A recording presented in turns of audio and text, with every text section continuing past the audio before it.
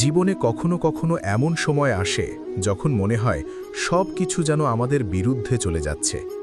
কিন্তু মনে রাখবেন, দুঃখ চিরদিন থাকে না।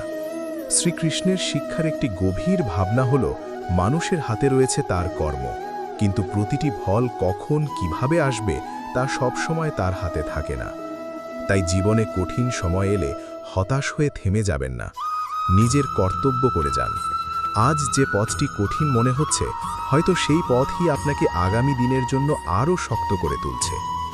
কেউ আপনাকে কষ্ট দিলে তার জন্য নিজের শান্তি নষ্ট করবেন না। রাগের বদলে ধৈর্য ধরুন, দুশ্চিন্তার বদলে ঈশ্বরের ওপর বিশ্বাস রাখুন এবং নিজের ভালো কাজ চালিয়ে যান।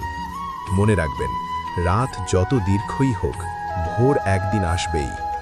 তাই আজ যদি আপনার জীবনেও কোনো দুঃখ থাকে, নিজেকে বলুন, আমি ভেঙে পড়ব না, আমি আমার কর্তব্য করে যাব এবং ভালো দিনের জন্য অপেক্ষা করব।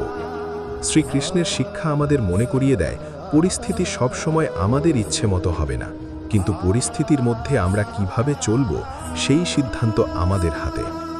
হরে কৃষ্ণ, রাধে রাধে।